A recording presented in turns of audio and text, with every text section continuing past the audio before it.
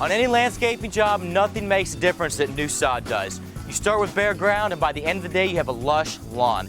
How do you do it like the pros? Here's 5 things you need to know about laying new sod. The key to sod is prep work. The ground should be smooth and flat. All of those sticks, roots, rocks, and bits of old grass, get them out of here. You want good soil to root contact. A layer of new topsoil and a sprinkling of starter fertilizer wouldn't hurt either. Next, coordination. Don't wait till that sod shows up on site to start the prep work.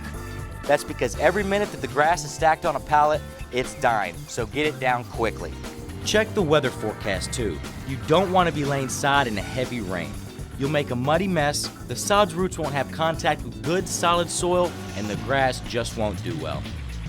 And most places won't deliver sod on Monday because that's the days they're cutting it, so make sure you plan ahead. Once you start laying, get the pieces butted up tight against each other. Snug at the seams for good solid contact on all sides with no gaps.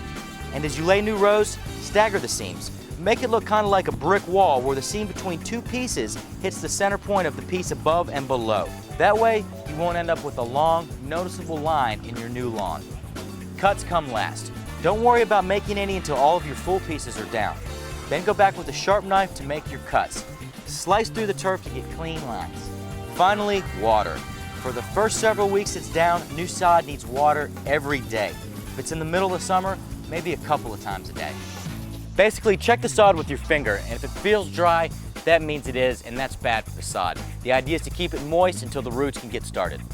And keep off the grass. Nothing is worse for new sod than a lot of foot traffic. That's why professional landscape crews usually make it the last thing they do before they leave a job site. There's nothing like a thick carpet of sod to transform a beautiful new landscape. Follow these tips and pretty soon the grass will be greener on your side of the fence.